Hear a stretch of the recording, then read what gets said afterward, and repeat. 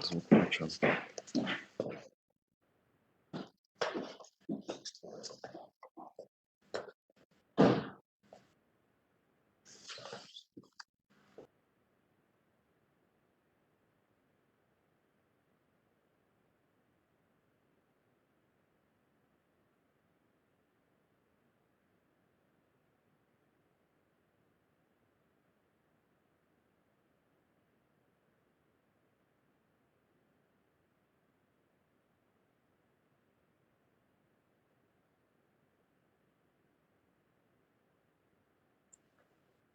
Коллеги, добрый день. Я думаю, можно начинать.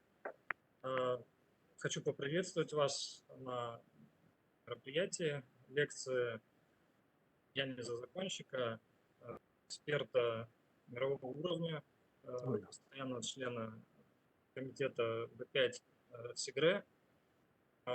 И для приветственного слова вначале хотел бы его предоставить заместителю министра энергетики Евгению Петровичу Гребчуку.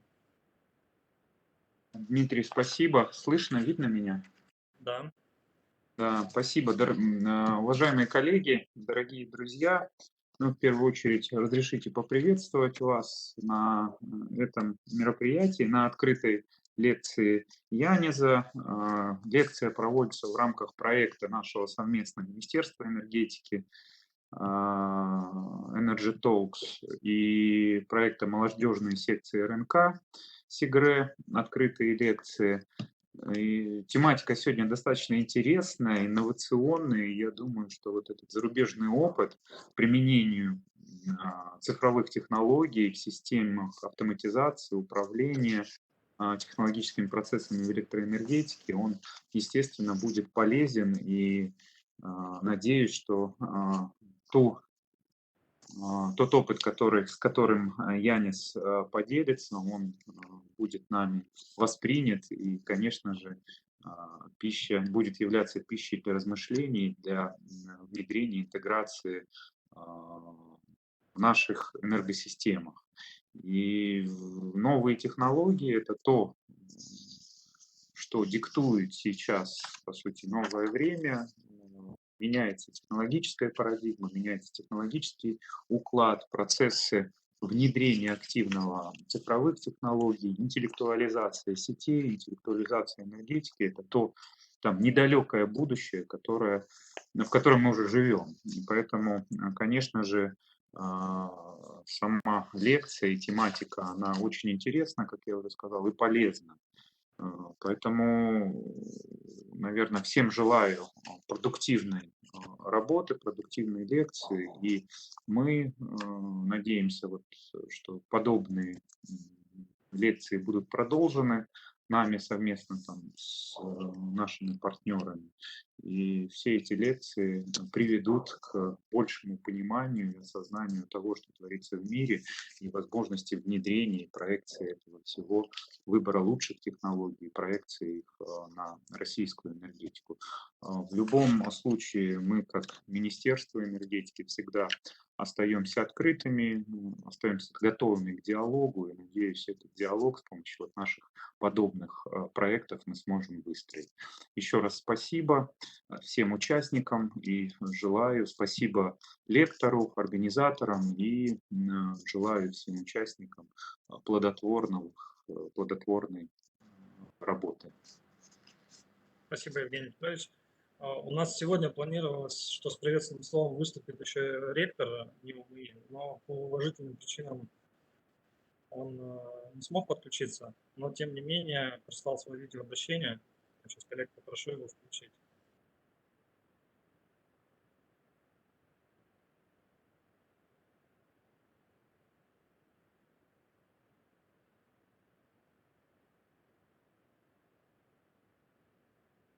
Ребят, со звуком какие-то проблемы, не слышно Николая Дмитриевича.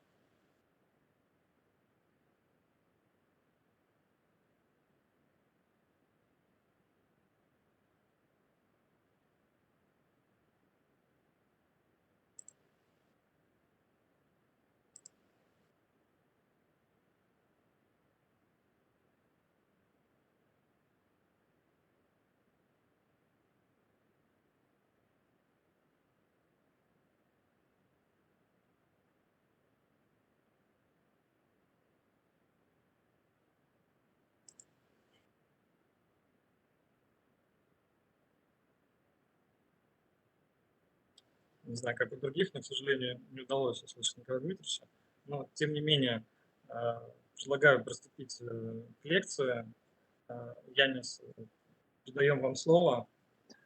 Спасибо, что смогли сегодня включиться. Добрый день, уважаемые коллеги. Как первое, не знаю, вы меня слышите? Да, я не слышно. Слышите? Но как вторая, не знаю, как потом включить мой экран, как бы вам могу представить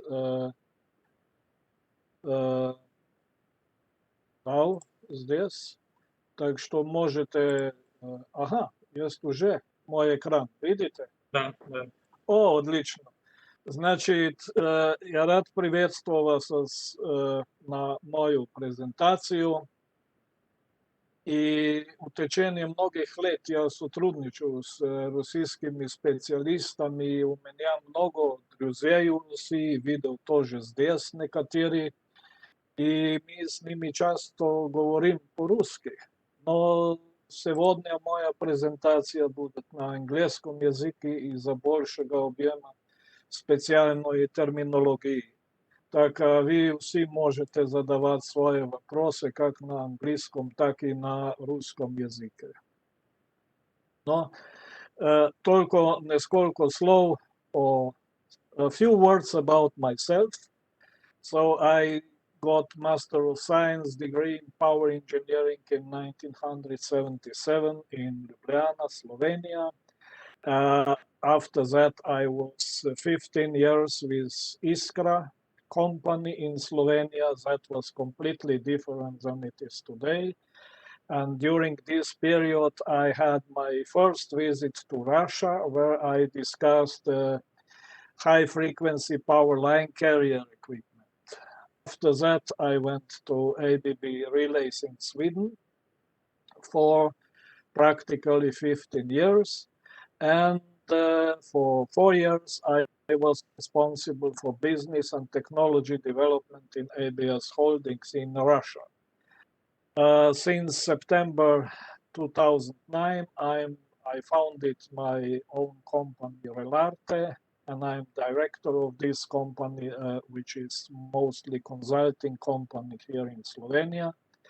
And I am as well included in company NLAB in Russia, in Cheboksary, where I am working like a technical director.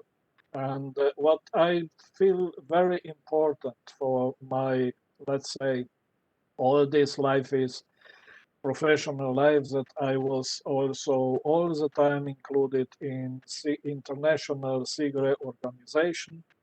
This way also a little bit in Russian National Committee of SIGRE Study Committee B5, which make me really glad that people there accepted me as one of their common members. Just to a little bit, what shall I talk about? So I should talk about the transient, let's say, from older technologies to very modern one. So I will start a little bit about relay history as most of it. And here I will also try to explain some expressions which we are talking today around the world. A few words about phasor measurement and wide area monitoring, protection, automation, and control. A little bit about optical communications, because I believe that all this is very important, that we came today to this kind of digital systems, let's say, which are, especially from protection, control, and automation point of view, very much based on IEC 61850 standard. And then I will show a little bit how we are going towards modern power systems. Maybe to say a few words about do we really need this and why do we need this, and a couple words about smart grids and modern industry. Later on I can try to answer on your questions if there will be some of them. So if we go a little bit to development of protection, especially protection, but later on also automation and control, it in fact started already even before 1900 with electromechanical relays. So they mostly are doing amplitude comparison, which we say that they are analog relays. And a little bit after 1960, we came to static, solid states or electronic relays. Why did we call them during that period static relays? Because there was nothing inside which was moving like in electromechanical relays. But they were generally operating from the very beginning as analog comparison relay. But later on, we came also somewhere around 70s, 68, 69, 70s, we came to so-called phase comparison, or what they called during that time digital relays. And I will try to show you a bit later on why they should be, or why they were called digital relays. After that, a little bit, already 1976, 78, we came into microprocessor-based relays.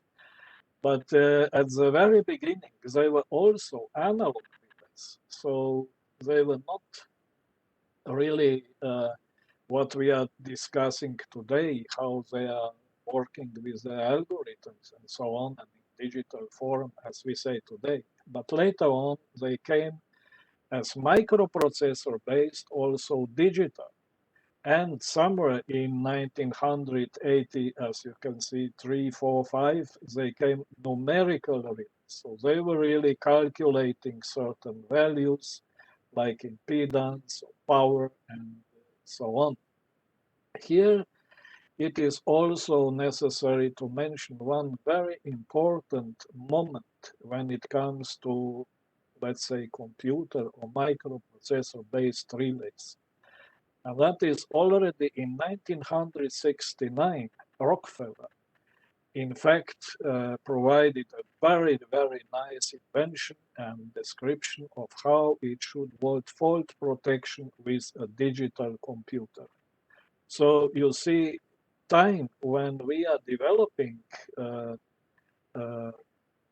let's say, relay protection, automation, to some practical use of everything can take very long time. Let's say even 69 to, let's say, 70, 80, 82. That means it's many, many long time before we really make something which is useful. So in this respect, I would like to show you how all this really worked. At the very beginning, even before electromechanical relays, they were using primary protection. So here you can see one very interesting picture how primary protection really worked in certain very old installations. But later on, it came really secondary, I would say secondary protection, electromechanical. I put this picture here because it presents, I would say, something of the most beautiful. What I saw as electromechanical protection, this was line distance protection made by Braun Boveri from Switzerland. And it was used for distance protection of very, very high voltage lines, let's say 400 kV, 500 kV, and so on, all around the world.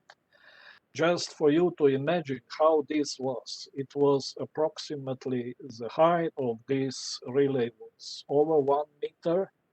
It was approximately 70 centimeters wide and deepness was around 35 centimeters. The weight of this relay was something around 50 kilograms. It was used all around the world and it's really something very nice. But as I mentioned, later on they started with static relays. Here I will tell you about, not because I was working, I have been working in ABB and also with former ASEA, which was then together united with Braun Boveri to ABB. But because during that period, this was absolutely the most, let's say, producer of relay protection, which was had absolutely the highest technology. So it was also, let's say, here you can see a three-phase overcurrent protection, which appeared that time, and after that, this was also static protection, as I said before. Static, that means electronic protection, which was one of the fastest on the world. I will show you later on how it really a little bit worked about that. Just to mention that, for example, this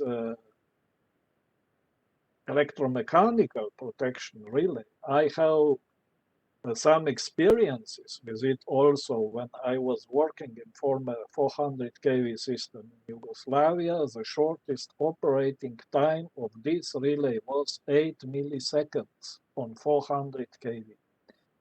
After that, it came a little bit more developed static relay. That means with electronics and so on, but here inside the operation was digital. You will see later on how it really operated. And very similar, those two relays, the operating principle, let's say, were very, very practically the same. But this one here was already using microprocessor. But microprocessor here was used only for logic, to cope with logic and so on. And later on, we came to, let's say, a real microprocessor-based numerical distance relay. So just here, I would like to tell you only this. We are talking about microprocessor.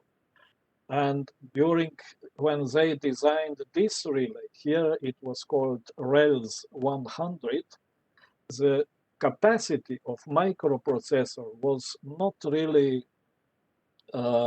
big enough that it would perform all necessary functionality.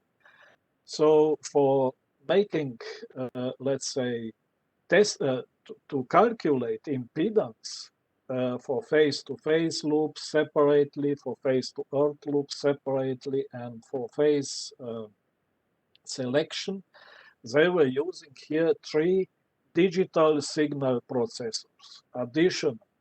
So that was also very special approach, let's say, during that period. So just a little bit more, when we come to static relays, let's say, here is one busbar protection, which was produced by ASEA in Sweden, introduced in 1970, with operating time between 5 to 10 milliseconds, and with minimum time to city saturation, which is maybe very important today still, 2 milliseconds. It means that if city saturated after 2 milliseconds, this protection operated always very, very reliable. And as it was so very fast, it is proven, there is reported a few times from all around the world that it has saved a human life. And it was used on all voltage levels, and we can say that it is proven that it was made more than 10,000 installations all over around the world. So it was really something very special. Then we come to ultra high speed line protection. It was also produced by ASEA in Sweden. Already in 1976, it was also a static protection. That means with electronics in these different modules. The total operating time of this protection was somewhere between, let's say, 2 to 4 or 5 milliseconds. But here it was included also signal transmission from one end of the line to another end, which was using high frequency carrier communication. And what is important, in order to get this very short tripping time or operating time, they were already during that period using static output. I can say relays, although they were not relays, they were transistors and electronic outputs. So this protection was used very much on lines which are going from northwest of United States and Canada down to California. And at the beginning, they were calling it traveling wave protection. But it was not really traveling wave protection because it was looking in changes, delta changes in voltages and currents for each phase separately on each line. And what is very interesting is that this principle, delta principle, has been very much used in China, or it is used also today. And they reported from Chinese companies in CIGRE meeting, I think it was in Paris 2010, that 80% of operating time with this protection on power lines of very high voltage was under 8 milliseconds. Then we come to this RASFE relay, which was here you can see also static relay, but digital. Why digital? Because all the signals, current, voltage, how they were formed, everything this was changed into digital form. That means only 0 and 1. And then in the inside of the logic, it was decided whether fault or, for example, impedances inside of the protected zone or outside of the protected zone. So it means only digital form of signals was used here. What is important also is that it was called a full scheme distance protection. That means it has separate measuring elements for face-to-face and for face-to-earth faults. For each zone, separate measuring element, as well as it was using 6 independent phase selection elements, so that the phase selection was made, in fact, on other principle than only measurement of distance protection. It was also one of the first such relays in the world which was using quadrilateral characteristic for phase-to-earth faults, and it was, of course, more characteristic used for face-to-face fault. The reason for this was that face-to-earth fault had to cover much higher fault resistance than, for example, face-to-face. And of course, also, as I mentioned before, distance protection numerical introduced in 1986, also with different protection zones, separate phase selector, full scheme distance protection. There was power swing also, disturbance recorder with 1 millisecond resolution, and so on, event recorder, even some fault locator was there, communication schemes, permissive overreaching, underreaching, transfer trip, and so on. And it has 2 communication ports for monitoring and control. Already that time it has communication.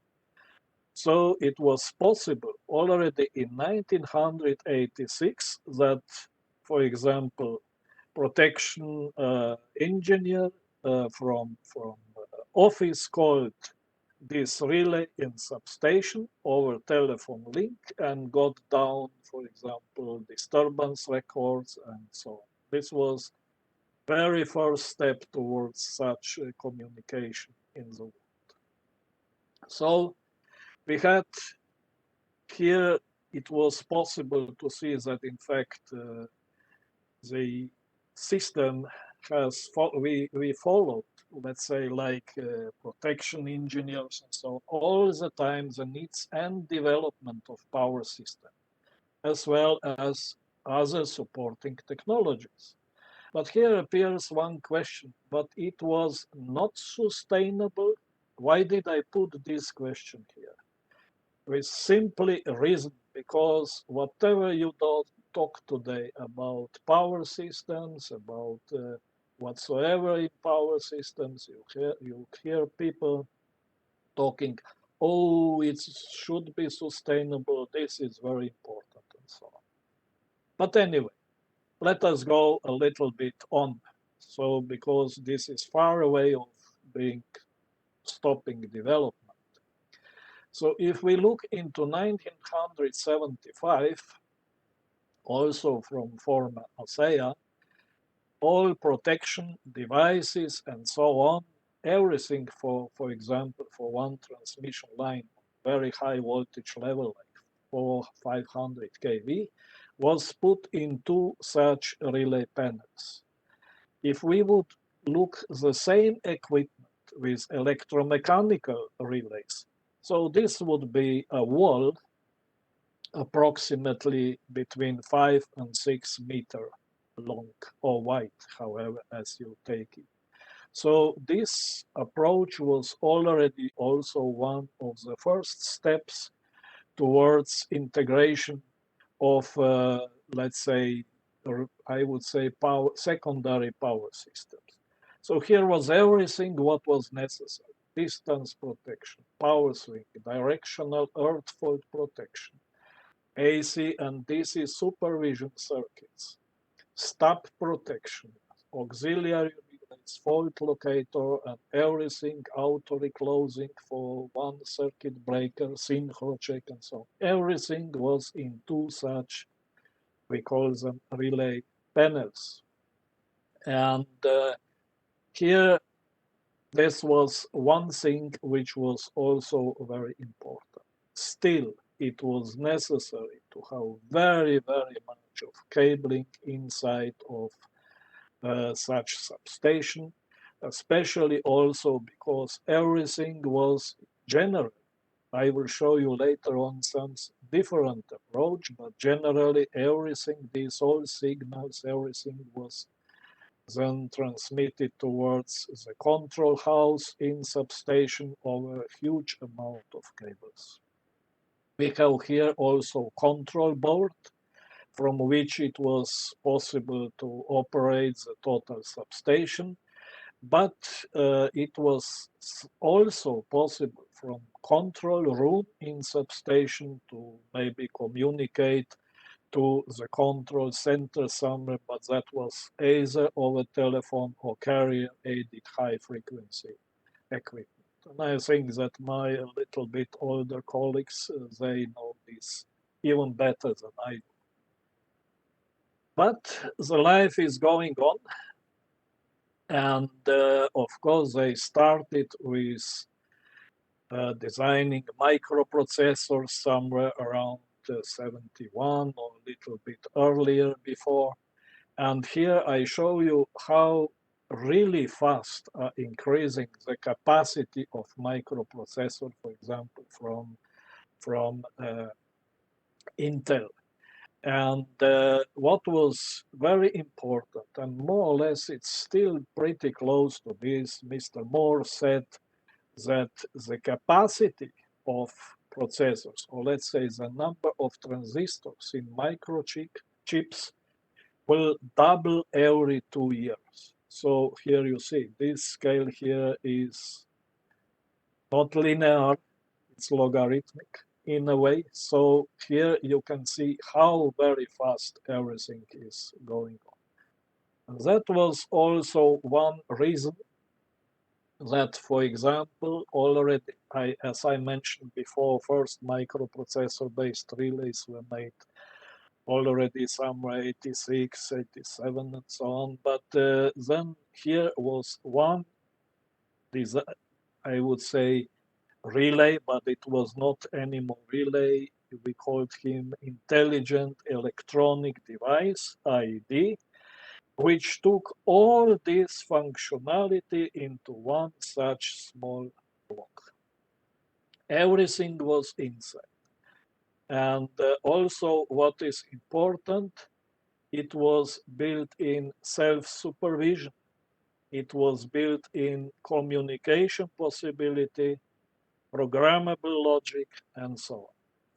So when I mention self-supervision, here I would like to say that I see this approach as one kind of a first really serious step towards what we call maintenance on request today, because this was the possibility, or let's say one first step, really, as I said, to start discussing maintenance on request.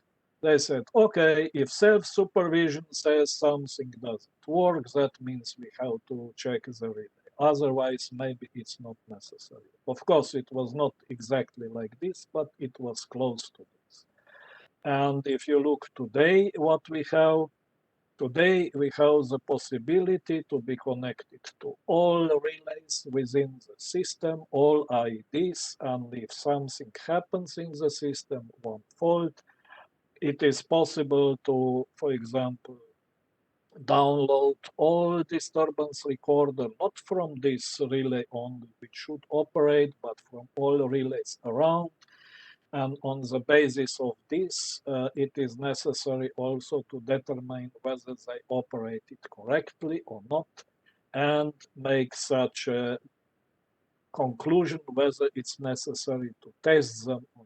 And I know that in Russian, for example, in Russia, you have one such provider which can provide such systems, and I think that this is very, very positive. So what happened was that then we had these IEDs, and in generally each IED has in input transformers and AD converter. Then it has binary inputs and outputs, like binary relays maybe, on different ways for different reasons. Each IED has got central processing units and communication part, I would say, and of course auxiliary power supply. There were generally possibilities to communicate between the units, for example, for certain protection or control reasons, and also to be connected in one system which was then connected to computer in substation, in maybe control room and so on, and maybe then also to remote control center according to different, I would say, how they were developing IEC standards. And what is important is I personally have such experiences, let's say, when we discuss this communication between certain units. You see, before interlockings in substations, they were designed by standard cables and so on, and it was many cabling, especially if these cables were going, let's say, to control room first and all. But it was possible then suddenly to make these interlocking signals and everything through such digital optical communication between different control IDs within the substation. This was one, for example, possibility on how to do everything this. Let's go now for another thing. So we were discussing now so far relays, relay protection, IEDs. But I would mention here also one thing which is maybe today extremely important in power system protection. And so let us go back to Northeast blackout in United States in 2003. So during that period, it was more than 255 million people was without electricity between 2 hours and 2 days. Depends where they were during that period. This was one of the, let's say, if we forget what happened in Brazil 2 years before, I think that this is one of the biggest blackouts in the world which happened so far. And why I am talking about this? Because already in 1988, Aaron Patke and James Thorpe, they in fact designed phasor measuring units, PMUs. So, which were, of course, the Steinmetz was a theoretical, I would say, a person who theoretically defined so-called phasors and phasor measurements, but they really designed the physical equipment which was possible to measure these phasors, and at the same time, by using the global positioning system, GPS, they made possible to measure these phasors in a synchronized way. So out of that came the name of synchrophasors. So this is in one way very connected, because this invention was, let's say, much before, 5 years before this blackout, but the real use, practical use, studies of system stability and so on the basis of these PMUs was made only after this blackout in United States. So I think I would not go very much into these details here.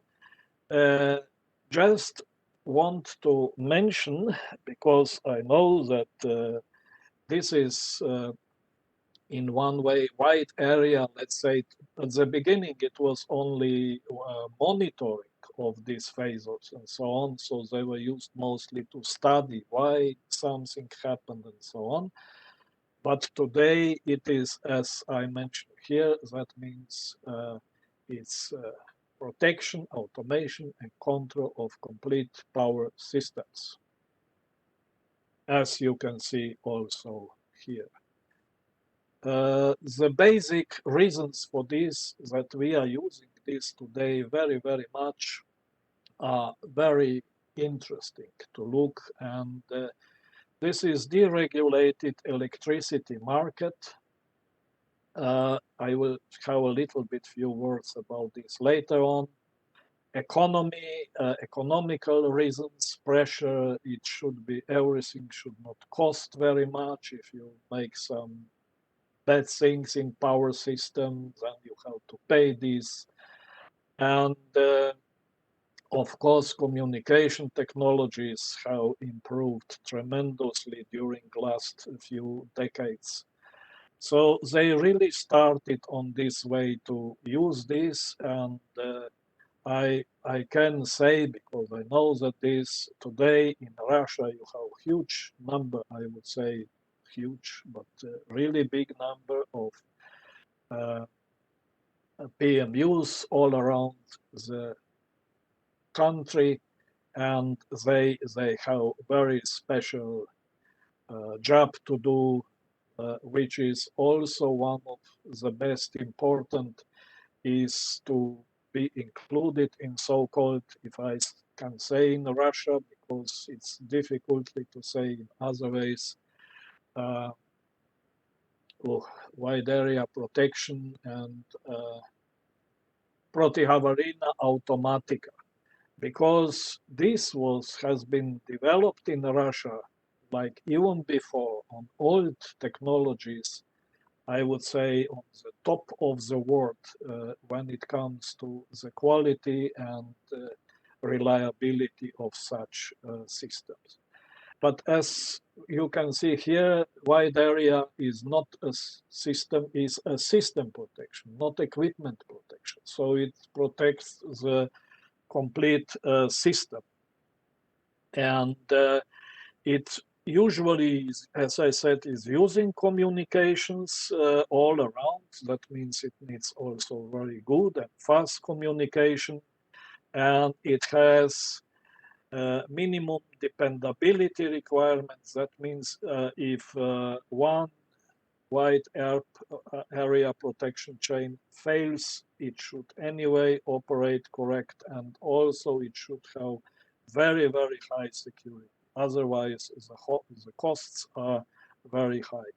Here is only one picture how to really do wide area, let's say how to monitor, how to look everything. That means we are looking currents and voltages in maybe one substation with GPS, everything synchronized. We have special protocols. So we are transmitting voltage phasors, current phasors, frequency value, rate of change of frequency, and digital or binary signals if you want. And wide area monitoring system is giving just monitoring and supervision of data storage. It has interface to SCADA and so on, but control, wide area control system and protection system, they are operating over certain algorithms within the power system, and they go back, they send back feedback, protection, and control reasons to the substation where they are used. The most important challenges, as you can see here on this picture, is to design, operate, and maintain a very complex system. So, and usually this is very seldom called to really operate and act. But when it is called to act, it's extremely important that it does the job as necessary. And that is to save power systems from an uncontrolled blackout. I would say that this is one very important thing.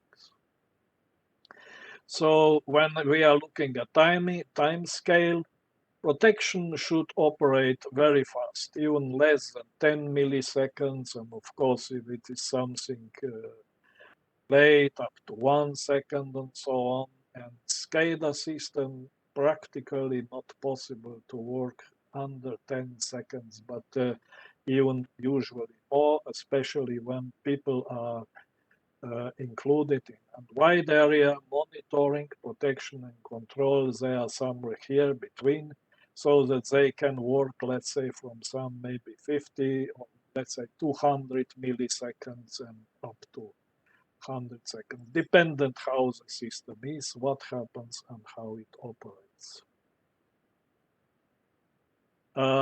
So if I again move to a little bit different, we have been now discussing very much important communication possibilities. So I already once showed this, which this slide was made by my colleague Jorge Cardenas a few years ago. And here some people which were very, very important in development and studying of light are presented here.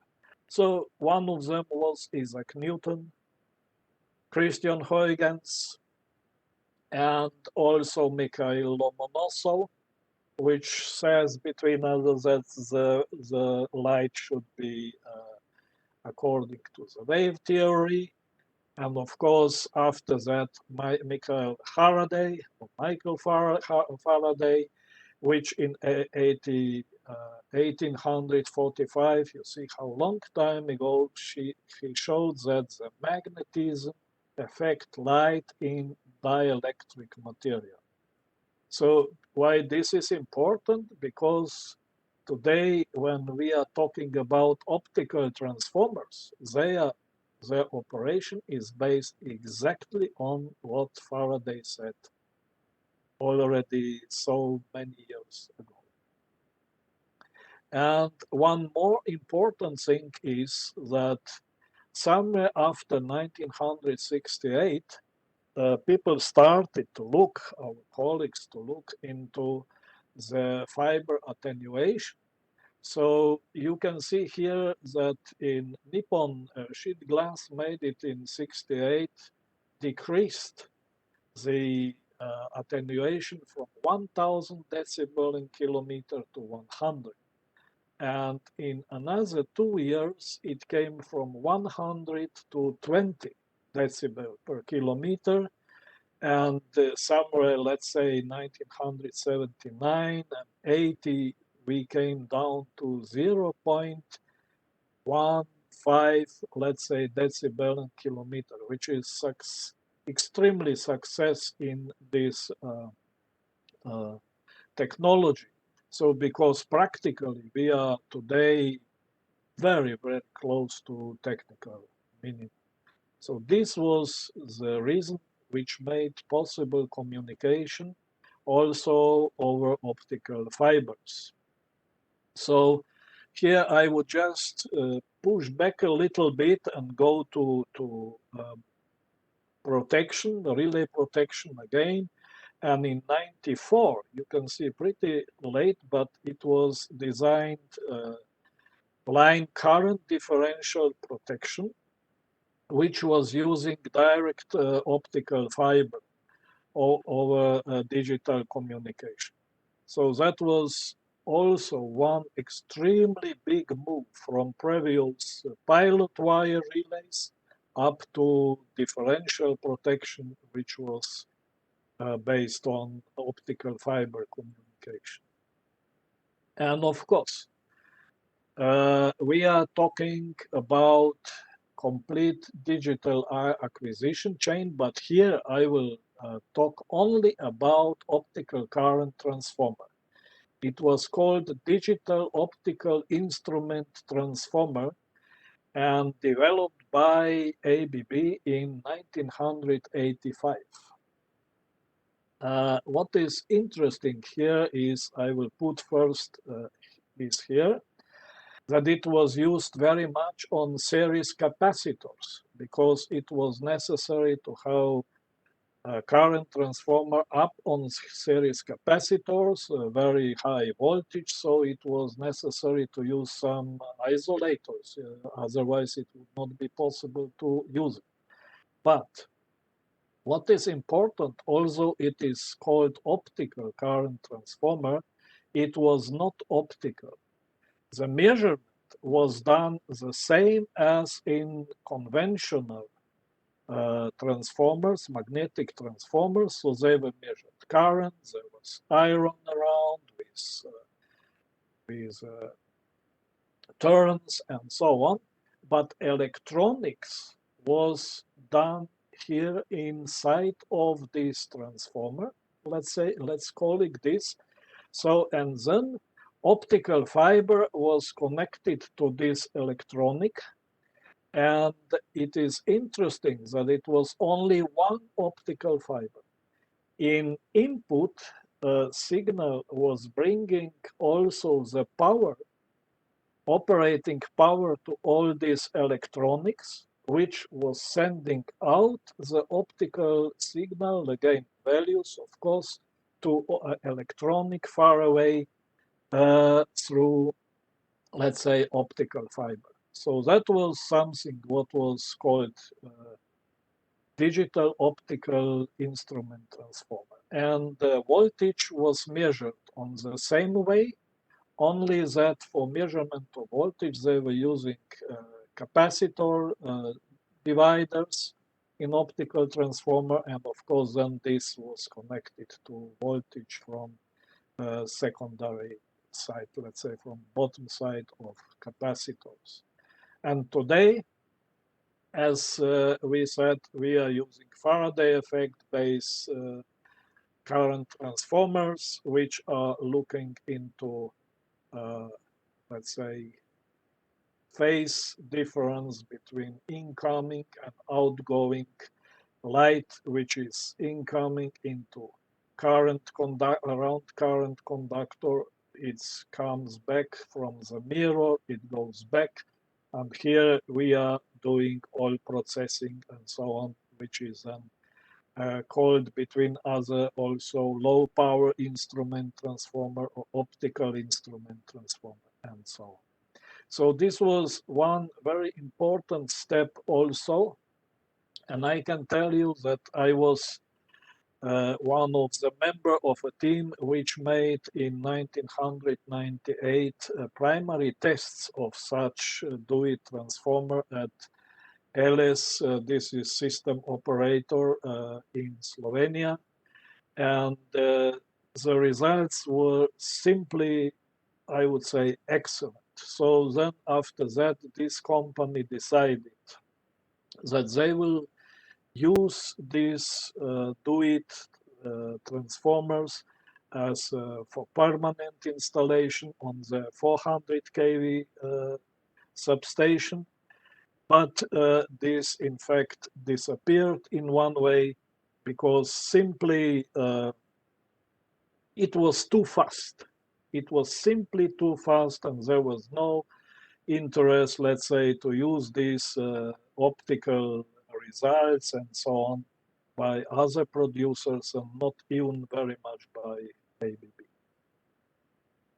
So, but then we come to IEC 61850. So we have been discussing very, very much about communications, about digital, let's say, if we call them today, relays, electronic devices, and so on.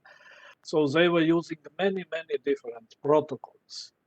And this was, in one way, very difficult for users because it was difficult to make one common system in substation. So it was necessary in one way to have vendors prepared to be maybe make one common communication system, which would then make much easier development of substation automation devices and relay protection and so on. So an IEC project group, there was around 60 people, was established in 1995 and then they created a so-called IEC 61850 communication standard. So the main objectives of these standards were single protocol for complete substation, and of course I'm considering modeling of different data and so on. But that was first of all at the beginning substation protocol. Later on it became power system communication protocol. So there was necessary to define basic services to transfer the data and mapping to different communication protocols. And there was necessary, or let's say the standard was in fact promote interoperability between systems from different vendors and a common method or format for storing complete data. Let's say, of course, there was also testing and so on, which we can find a little bit maybe better in this picture. So everything was included here. Let's say system configuration was in one way defined. Structure for protection and control, how it should go, especially communication between bay devices. Fault records were established still in ComTrade format, time synchronization for all of them. Ethernet standard was applied. So here I would just like you see, I showed you much older possibility to communicate via even optical fibers in substations before IEC 61850. But vendors were using other protocols. One reason why they didn't use Ethernet standard was because during that time, let's say so many years ago, Ethernet was extremely expensive communication. Today it is totally different, and so on. So what we have today is IEC 61850. It's a power system communication standard comprising 10 different, I would say, blocks with sub-blocks. As you can see, and I believe many of you know now how this is going on. If you start reading all these materials and so on, it's a few thousands of pages. So it is a very, very complex, and I must say that it is still under development. I will show you later on why maybe this and what is still some challenges within this standard. And of course, what I would like to use in this opportunity, I suggest you look for a green book, which CIGRE is going to publish about IEC 61850 standard. I hope it will be published towards the end of this year, or maybe very early beginning of next year. So here you will see a lot of how really to operate with this standard, what this standard show, how you should use it. I think that it will be presenting very much very positive results and also instructions on how to do your job in future. So if we are back today from that picture, which I showed long time ago, first of all, we have here on the top, we call it station link or station part of a 61850 standard. That means we are now communicating from different devices up on the top. Goose messaging, which was before used on certain, I would say, I made it here goose in such a way, so this goose messaging was moved also maybe up here, but then also here we made a process bus, as here was station bus, process bus, which is mostly today, I would say, still very much operating according to IEC 61850-9-2, which is in fact not standard. But then it was developed by UCA group just to get things more clear how to run everything this. But today we have IEC 61869-9 standard, which is discussing more also about how to transmit sampled values, which are coming today no more from, I would say, directly from transformers, magnetic transformers. You see here in these boxes, there is no more analog input cards and so on, but they are coming from maybe standalone merging units, which are located away from relay protection and connected maybe to conventional current and voltage transformers. Or if you are looking into non-conventional instruments transformers, they go directly to merging unit, or they already have included this, and all these sampled values and signals are going then directly to certain parts of the substation and communication.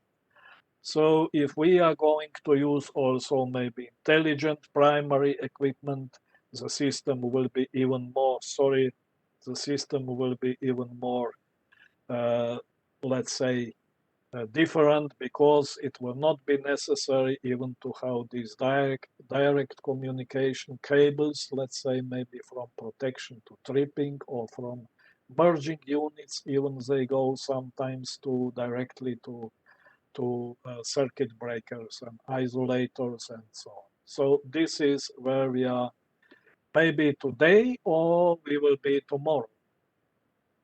Maybe it is necessary to say here that these signals here, which are, let's say, used for station bus and so on, such substations are today already many all around the world. But looking to substations with merging unit and standalone merging using sampled values and so on here, they are in fact not so many. It is still a lot of test installations all around the world, and it seems that it will take maybe even some more time before we will come to such design as it is presented here. It is one thing also here, which I have to say, maybe, okay, I can tell it here. That is a communication capacity. Everyone is talking, yeah, we have communication. It can communicate very good. But when we come to such really, I will say maybe kind of half digital substation or something like this, it's already sometimes an issue having enough of communication capabilities around here in maybe even station bus, or especially also on process bus. Here I would like to mention just as example, as I learned, for example, some many years already ago now, one of the first such called digital substation in Moscow was made. I think it was called Ochakovo. And that substation needed to have more than 40,000 signals around in such buses, because it's a very, very big substation. Now we come here maybe to process bus. If you have big substation, let's say 20 or even more base on some certain voltage level, even modern communication capabilities cannot manage such communication, which is necessary, for example, for busband protection. So that is still a little bit of an issue, but I will show you also maybe some other. Because, as I said, I would like to talk about challenges. And magnetic current transformers, I'm 100% sure, will remain in power system for many, many more years. There are very, very different reasons for this. One is price, one is their reliability, also to exchange them very, very fast. It has simply no economical reasons. So we will still need to live with them. And when we are discussing, for example, these merging units or standalone merging units, they will still get signals from such magnetic transformers. I have here a little bit, let's say, TPX and TPZ transformers, which has different time constant, secondary time constants. So TPX are transformers without air gap, Z are having big air gap. And here you can see how they perform differently at big, maybe fault current with different time constant. So if you have, for example, two such different transformers, you can simply not use it for differential protection. But that is just one for information. The second one is how it look like when these cities are saturated. And what is very interesting is that this is, I would say, something very normal today for such TPX types of transformers. And I heard many times, oh, before many years ago, there was no city saturation and so on. But I don't believe that this is true, because if you were using, for example, electromechanical relays, then there was very big load, was inductive load of secondary windings of current transformers. So the current didn't fall like this down when the city saturated, but went something like this, and then it came down. So that was one of the very interesting things which we have to consider today. And what we have here is, for example, unsaturated secondary current from a non-remanate city type. So even if it is non-remanate city, it can go into saturation. But here it's unsaturated. So it shows, let's say, the difference, which I show also here. But here you see one saturated city saturation, when on the secondary side of city is a very, very low resistance or impedance, very low. And that is a case, for example, which you will see in input transformers, maybe for merging units. So they can also go in saturation.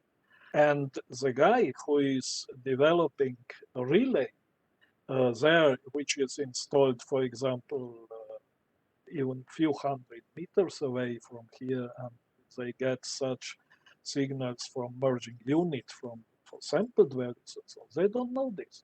So what will happen? Maybe again, a relay will operate for city saturation inside of the either relay or merging unit. So we have to consider everything this as a possibility which can happen also in the future. And I suggest you, if you want to have a little bit more of information, looking into a technical brochure 768 from CIGRE. It was published in 2019, and there you can see much more about more details about this. But this is not an issue only for magnetic conventional city type. If we look a little bit Rogowski coil, which is considered as low power or non-conventional instrument or current transformer, then it's necessary to consider also, which I would say not so many people know, that Rogowski coil signal really give you the IDT signal. So the change of current over time, this is what is really measured by Rogowski coil signal. And when we look into this, let's say we have primary current here. This is a black picture. Red one is what comes out from Rogowski coil, the IDT. Here we see the output when the current is interrupted, primary current interrupted to 0. Also the IDT is going practically immediately to 0, very short time.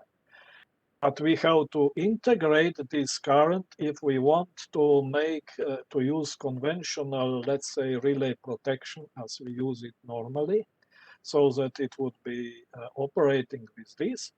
Then the integrated current, when they interrupt primary current, the integrated current remains very high as a DC current for quite a long time.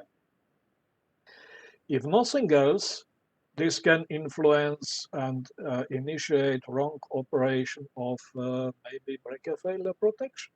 So also these things should be considered when we are working with modern systems and digital substations and so on.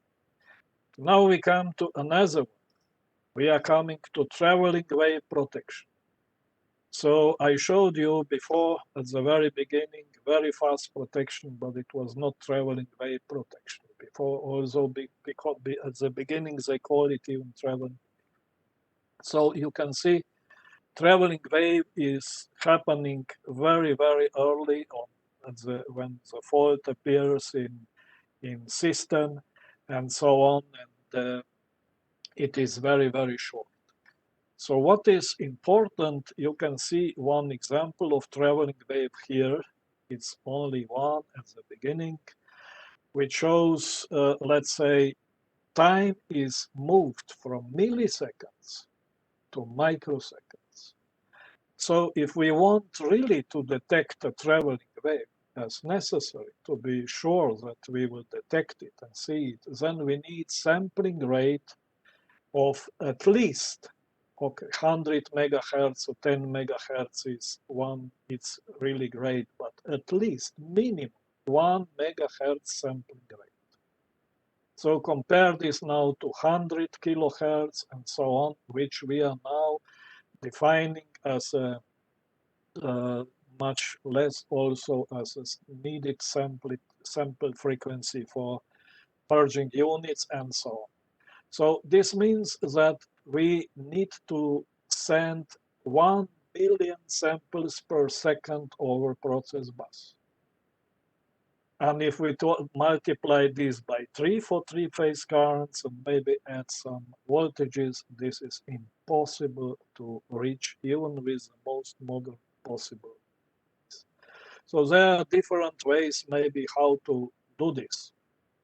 They were discussing that they should maybe detect traveling wave in merging unit and send signal to the relay, but I don't like this approach because I don't think it is a good enough.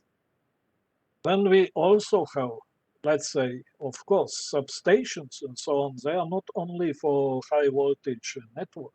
We have to think also about generator protection. So if you go to generator reverse power protection, then angular accuracy of half degree or 1 degree is absolutely not enough. It should be better than 0.1 degree. Otherwise, it will this protection will operate in a wrong way.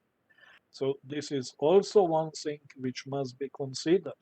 Or, for example, which is also very typical for Russia, you have isolated or compensated systems, very much, even up to 110 kV, not only as distribution level, which is here, for example. So you can see that the primary fault current is extremely low in such cases. So, and not only this, that it is very, very low, it is also important that the angular accuracy for this very low current, fault current, must be very good. Otherwise, you will again get wrong operation of earth fault protection in isolated or compensated systems. And in this technical brochure, which I mentioned before, you will also see that we suggest that always the producer of merging units and also those which are producing non-conventional instrument transformers should provide their body diagram for frequencies, let's say, practically from 0 Hertz up to, let's say, at least 5-6 kilohertz, if not even more. Because only on this way, those which are producing, let's say, protection now, or measuring elements and so on, they will be able to do also correct functionality of their own equipment. Again, you can go into this technical brochure for see more this. So here I have made one picture, which maybe some people will not like it. You can see here the picture of protection ID, let's say conventional, how it is designed. Everything is here. We have analog, or maybe, let's say, if we go for conventional cities in VCs, we have conventional input transformers, analog filters, A to D converters. Then we have digital signal processing, maybe logic and communication. It goes to station bus and so on, and binary outputs, which are going to circuit breaker. In modern design, which we are talking about, we have one part of this is here, in merging unit. Yeah, and also input transformers, whatever they are, analog filters, AD converters, and digital signal adjustments. Sorry, to come to IC sampled values. They go then to process bus over Ethernet switch.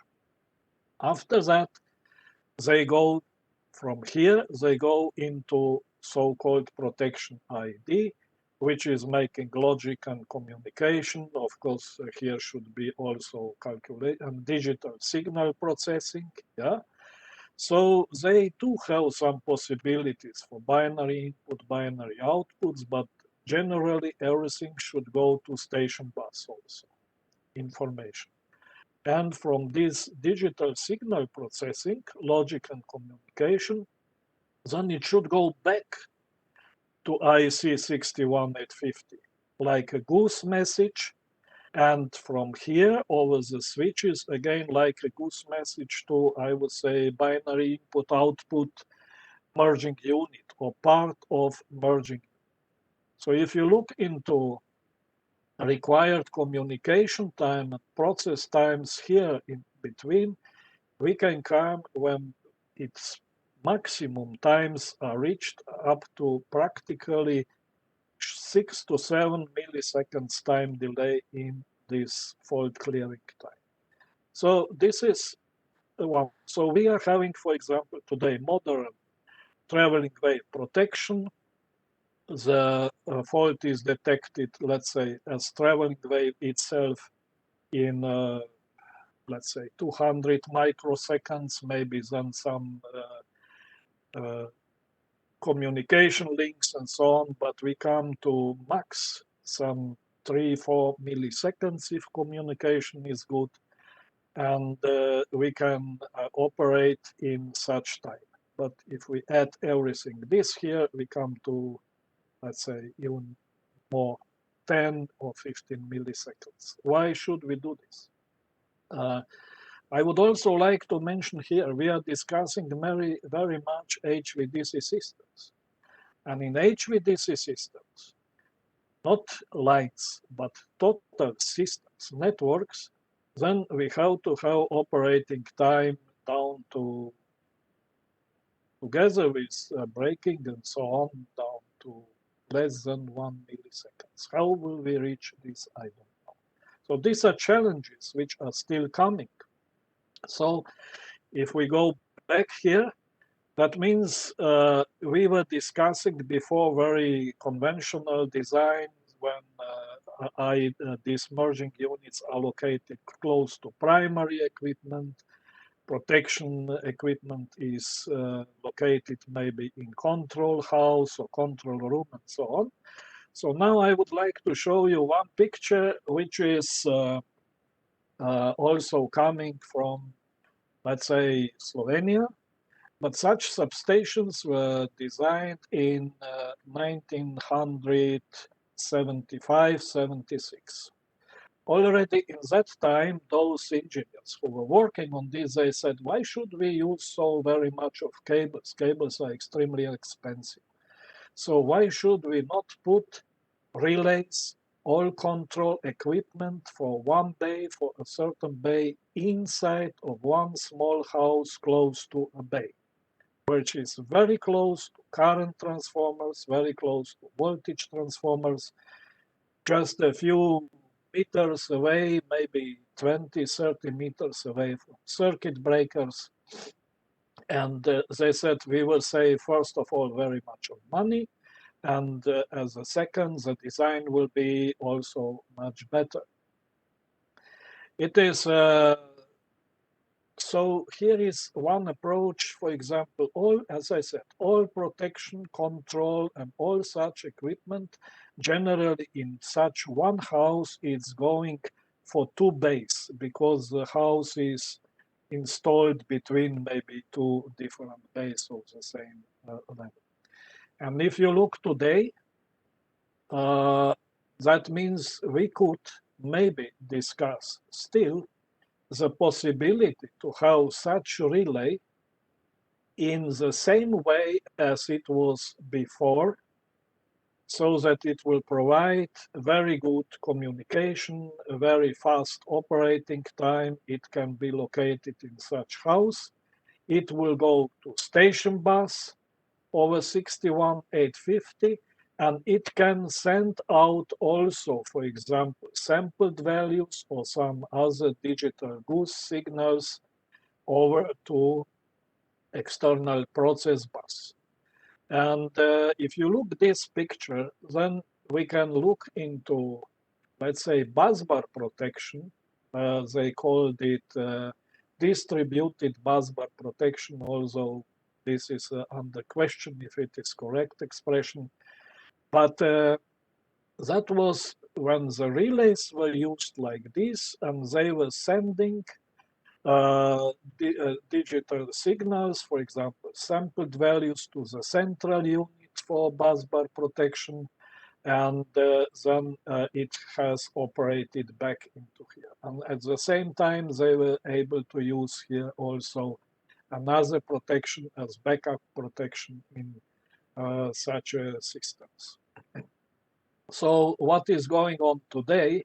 You can see one design which all such equipment, which I showed today before in houses, it is located in such containers with air conditioning, and also the same equipment as before, it is used in containers. This is today quite pretty modern design in many, many high voltage substations. So we have reliable protection systems. We can have very fast operating time, especially if we would make also static electronic outputs. We have less hardware, shorter commissioning time, because everything this can be factory acceptance tested in factory. So you don't need to spend weeks or even months in substation making station testing and so on. Everything this can be done even before. And also, you don't need to have, for example, as we discussed for merging units, which would be just installed independently near to circuit breakers or transformers, cities and VTs, then the temperature range should go, in fact, from -60 up to +70 or even 80 degrees of Celsius. So how will these merging units operate under such condition, and how long will be a lifetime of such merging units? That's a very big question. So we came here again into this substation, and I think that it's maybe really necessary to consider all such challenges also in the future.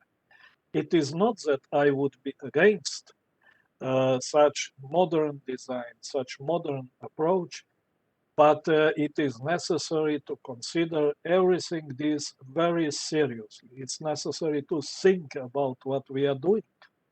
And as I said before, with all these intelligent devices and so on, we come into practically very, very low number of elements in form IEDs. So why should not we maybe put all of these processors and so on into maybe one box and put this station bus also in this box? And this way we are coming into special digital protection, control, and automation solutions, which is called a central station. But anyway, we are increasing reliability of these substations, decreasing wiring.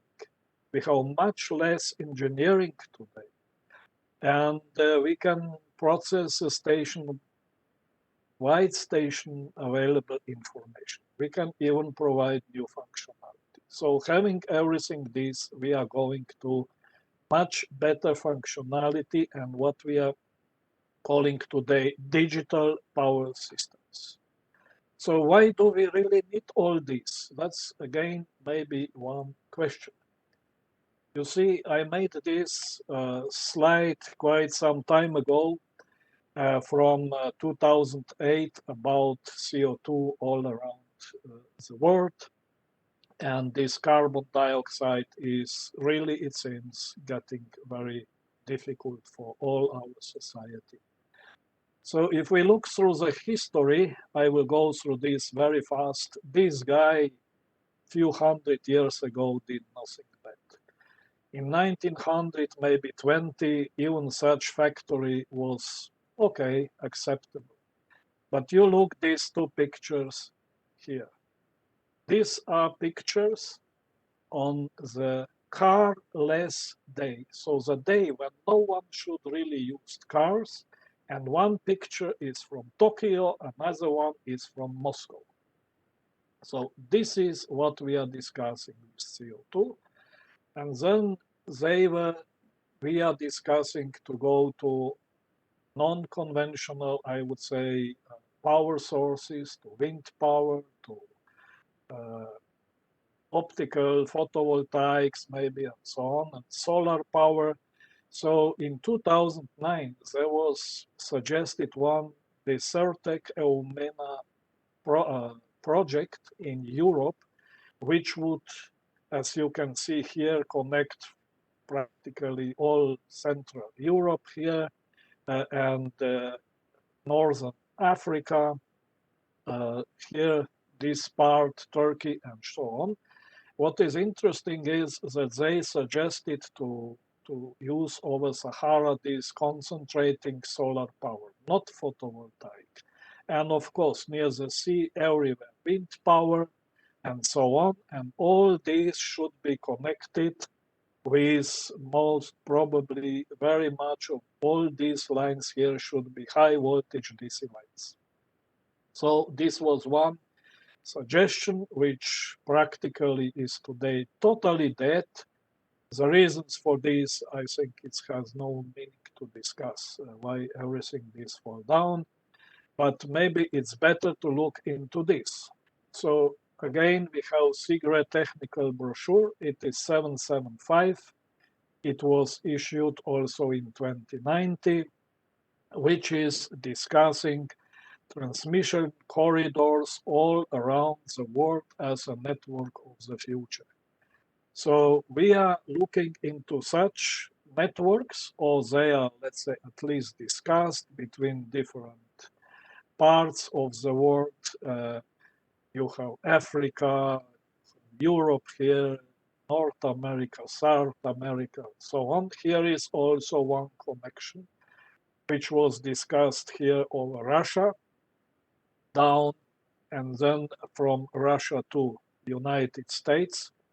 When you look this, I must say that not many people know that the border from Russia to United States is only a couple of kilometers. But anyway, so that means from Russia down to China, to Chinese system, maybe here over from Kazakhstan and so on, again over up to, and all these countries in Europe and so on. So this will be also DC system in the future. It's a question when it will happen, but most probably it will. So, but when we go again towards the wind energy, I want to discuss this. You see, maybe you know this picture. It is Don Quixote, which is fighting with windmills. And today, what we have today, it looks fantastic, really beautiful. But when you come into such area, then you ask yourself, how does it really look like? How it will work, everything all around the system. What is important here is that first of all, when we are looking for very much of this, we will decrease power system inertia. And that is also one very big question also for wide area protection, for everything, how this will everything work.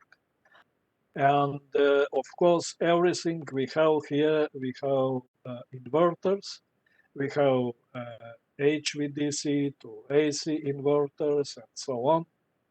So I will not read this here. I can only tell you that with these inverters, when it comes to fault in maybe in AC systems, or even worse if it comes to faults in DC systems, it's a really big problem for the total system, and especially for controllers. These controllers of such inverters, electronic converters, they are making a lot of, I will say, problems to the operation of total systems. And now I must say that one way of doing things is that you think about what is going to happen when you will build up such a big system. So it is a Russian system. I think that you all know this picture from St. Petersburg, but I use this all around the world if I want to show how it is necessary to think about how your future system will look like, to develop such your future system, because only if you think, if we look a little bit, not many people know this, but if we look HVDC systems in former Soviet Union, it was in fact a pioneer of such systems with one HVDC link, I think very close to Moscow. I forgot how it was named, I'm sorry. And the other one, which is also people practically don't know about this, But in former Soviet Union, it was established or installed one 1150 kV system line, which was over 2,000 kilometers long, from down from Kazakhstan out to north towards Siberia and so on. And it was installed, in fact, practically 25 years before 1000 kV system or lines were installed, AC lines were installed in China. So this is something tremendous. And it is necessary to remember everything this when we are going to do something new. And of course, today we are discussing testing different systems over, let's say, 61850, how they will work. We are discussing, as I mentioned, protection, automation, control, wide area protection, and so on. We are discussing smart grids and smart cities inside, and we are discussing multi-modular converters and so on, which absolutely will be used everywhere. So without really good test equipment, I made this picture not because I'm included in NLAB in Russia, but because more and more Russian companies and the universities, also different other organizations are using this to really look and test and look what will happen in different parts of power systems, in protection, on smart grid and distribution and so on. So this is why I wanted to say. So when we come to smart grid, I'm slowly coming towards the end. I hope I'm not too long. I put here, according to IEC conceptual framework, you can always find these connections, this picture, how it is modern smart grid structured for today. And you can see that here are many, many players which are included in everything this. If you go on site and look for this, then you will see that for every one of such players inside of modern smart grid, there is also one more such a very big picture with very more of other players which are included here in this system. I will not go to this. It is just that smart grid is today totally different than it was many, many years ago, the power grid. Then we go to Paris 2018. There was a keynote presentation.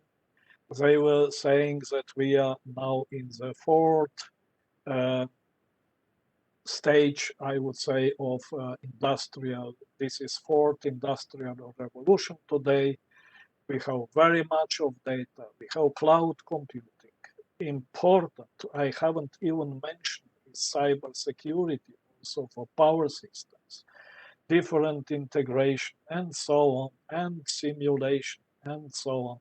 So this is where we are living today, and what everything influence also the power system and energy inside of the, let's say, energy industry. You can see here different points, again, like cybersecurity, new service modeling. They are saying infrastructure is aging, and so, but we have reduced resiliency, they say, and so on. So I don't want to discuss this. I just want to show you what do we have here now, because we have so many, many players. And suddenly we are discussing the relation between dependability, security, and economy. So everyone out of these players wants, of course, to make also some money. So we do have really big issues in this respect, and we have to think about it. So who is responsible for what when we have so many, many peoples? Of course, if they don't find the good reason, then we have really big problems. And we come into such issues let's say, even today. That's why I decided to show you what happened in continental Europe, synchronous area, in 8th of January this year. So in this substation here, which is called Ernestino in Croatia, one circuit breaker simply opened, and in the very first or a few of initial reports, it was saying, sorry, overcurrent protection operated over the bus coupler circuit breaker. It interrupted everything this, and then it started. New line has also go out of operation. Very much happened here also in Romania. Distance protection operated and so on, but they managed in this western part of Europe because they very fast disconnected one very big user. It was disconnected, I think 600 megawatts of use and so on. So kind of they managed to keep this system. But as reaction on this, even Turkey reacted here. So what was here a problem? Oh, again, relay protection, which is always the first one who is responsible for everything what happened. But this was not, let's say, a very simple overcurrent protection, which would operate for certain fault. This was overload protection, which prevented overloading, which went from this southeast part of Europe towards southwest part of Europe again. So we have interim report, and but final report I was not able to find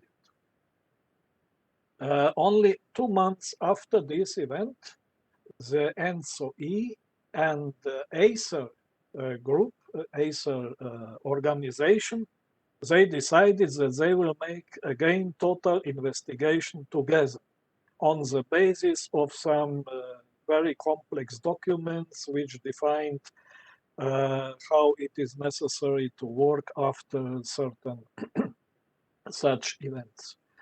But let's leave us this one now. Here we go to February 10 to 20, what caused very huge decrease of electric power in Texas, in United States.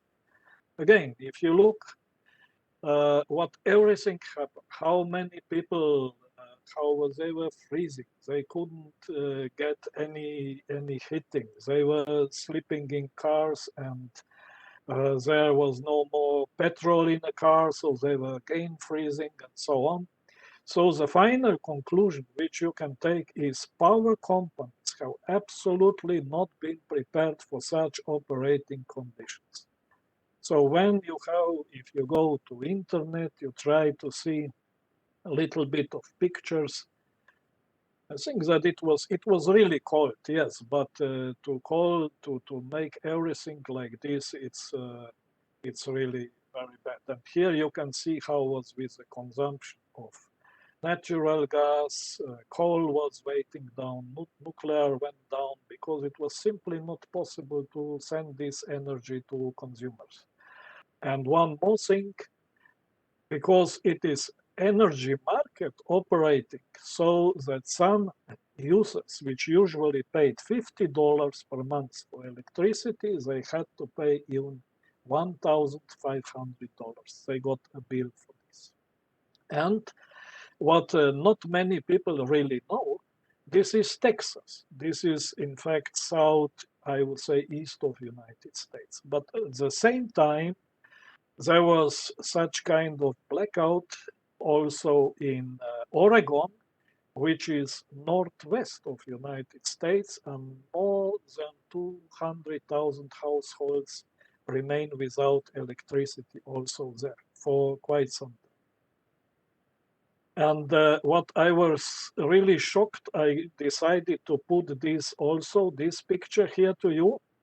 Just a few days ago, I in fact learned that they have today very big troubles in South Africa because they don't have enough of resources to produce the electric energy which is consumed by users in South Africa.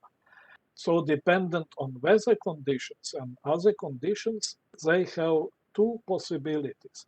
They have reductions 2 hours a day, once 2 hours a day for each of households, for each one, or if the conditions are very difficult, 2 times 2 hours a day, they simply stay without electricity.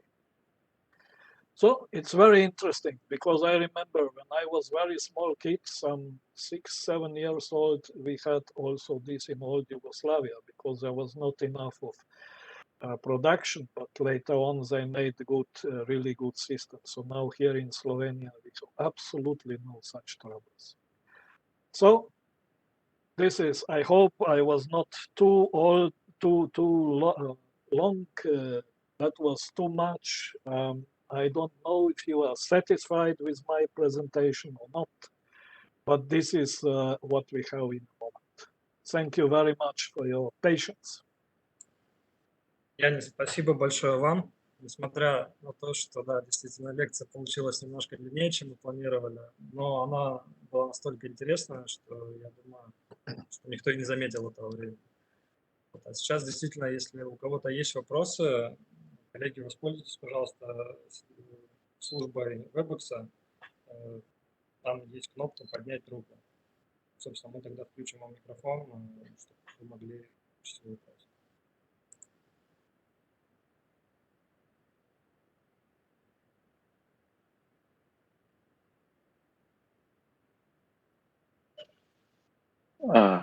Меня слышно? Yes, I hear you. Okay. Good afternoon, Янез. My name is Aydar. And I would like to thank you, say thank you for your such an interesting lecture. It was really useful to know some history about relays, about relay protection, and the future, maybe, and the future of the modern grid. So my question is about digital substation. As you said, with the developing such system, the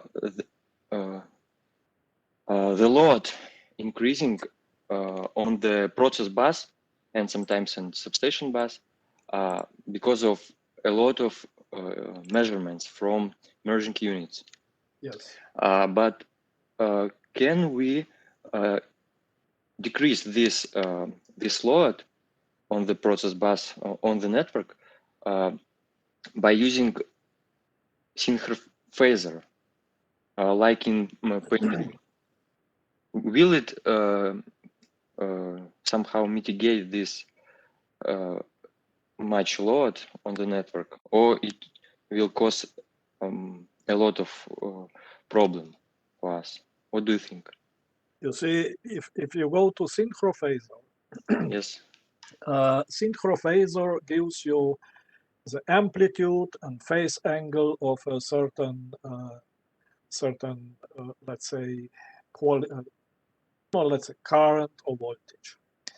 But when you come to real protection needs sampled values to operate very, very fast. So, and also as I presented on my picture before, these values are not used for this protection, which should operate very fast. Because, as I said, you see, modern systems, even the inertia of systems is going down. So what we discussed before, that's, let's say, protection need to operate in 25 to 30 milliseconds in order to go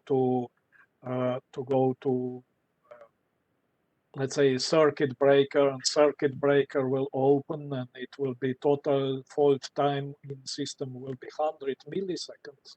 That is absolutely is getting. We are coming to the system where the system will not manage this so very fast operation anymore. It will need to operate even faster. So, and in that case, these sampled, these synchrophasors cannot provide such a very fast information to algorithms of protection to really operate like this. This is a point. Maybe, I agree with you, it's necessary to look. Maybe it is possible to go with kind as a synchrophasors. So I can give you one example now. I was discussing, or I mentioned the one of the first current differential line protection, yeah, which was using optical fibers for installation. At the very beginning, this protection was in fact, if I would say like this, using current synchrophasors, because it was sending, I think, now I don't know anymore exactly, but it was sending value of current, that means RMS value, and it was sending phase angle. So that was at the beginning. But today, all these protections are sending over optical fibers, in fact, sampled values, because they provide this way much faster operation of protection. So I think that it is necessary to look into such possibilities to see what would be possible to use and what would not be possible to use. Okay, thank you. I see. You're welcome. Thank you.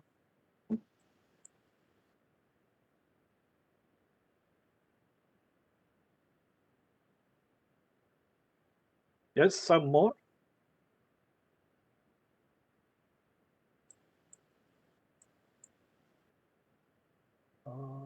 I don't hear anymore. Yes, Sorry. I see another one. Okay.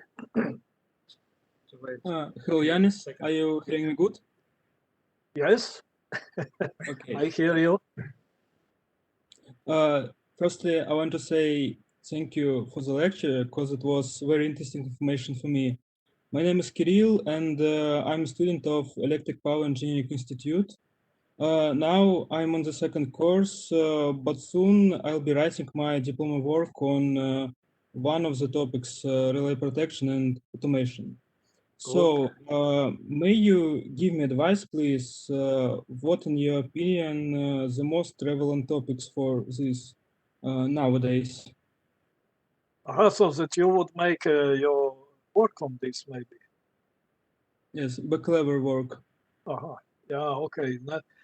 Now, baccalaureate, that means you are after 3 years of study, is it correct? 4 Yes. years, yeah. 4 years. 4 Okay. years. 3-4 years. Okay. That means, you know, I have problems with this because when I was studying, we had practically 4.5 years to study and then half year for diploma. That was totally different than it is now. Well, there are still some possibilities, in fact, to look into some maybe a little bit advanced algorithms for certain protections. You see, as I mentioned at the very beginning, distance protection. I said there were separate measuring elements for face-to-face, separate measuring elements for face-to-earth, yeah, and separate elements for phase selection. So to really say which phase is faulty. So that was, and that elements operated in a completely, I would say not completely, but they were using different information that those elements which were using for zone impedance measurement. If you go today, most of relays, distance relays, they are still using starting elements. And starting elements, no one asked why they were used. Starting elements were used in electromechanical relays because otherwise it would be necessary to have even more iron and copper wires and everything inside of these boxes. So it would be good to look if there is some other much better possibilities to determine which phase is faulty. Because to determine faulty phase, only phase, yeah, not distance to fault, because this is, but faulty phase is important only really to make correct single pole tripping and auto reclosing on high voltage lines. And there is even more. Today, it will be necessary to go also for face-to-face faults, because I don't know if you have seen, but in Germany, for example, they are discussing that even for face-to-face faults, they would open only one phase. One of two faulty phases and open and then close them again. So it would be kind of single phase operation on two-phase fault. After that, there is also one interesting thing which has been known, especially in Japan, and also I think they are using it now in China. It is on double circuit parallel operating lines. They are having, I forgot how to call it, they have a special tripping and auto reclosing when as long as they can keep, let's say, out of 6 conductors on such line, yeah, they can keep 2 healthy phases. That means maybe even one phase on one circuit and another phase on another circuit, they are still making auto reclosing and single pole, or they call it multi-pole, yes, multi-pole tripping and auto reclosing. So this is what maybe for future you should also discuss and look in. But there is one another thing which I believe is maybe even more important, what is now, at least what I can see what's going on in Russia. So in Russia, as far as I know, please, if I am wrong, tell me, very much is, let's say, everything is looking towards the north of Russia. How it will be up on the north, producing gas on the north, let's say, oil to get it out. So many people will need to live up on the north.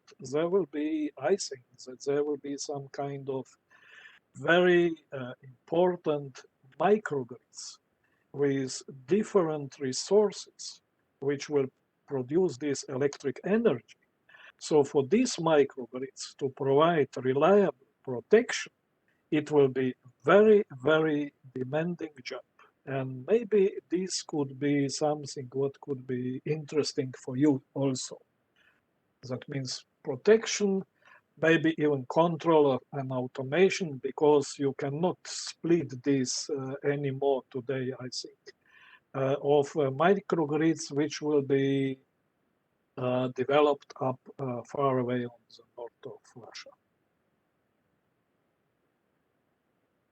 It could be even much more. It could be much more, but I think that these are maybe some really important things.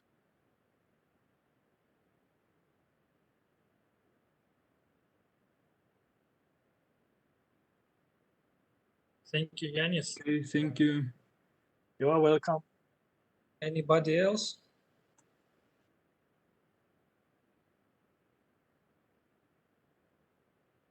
I think it's all. Okay. Thank you very much, Янез.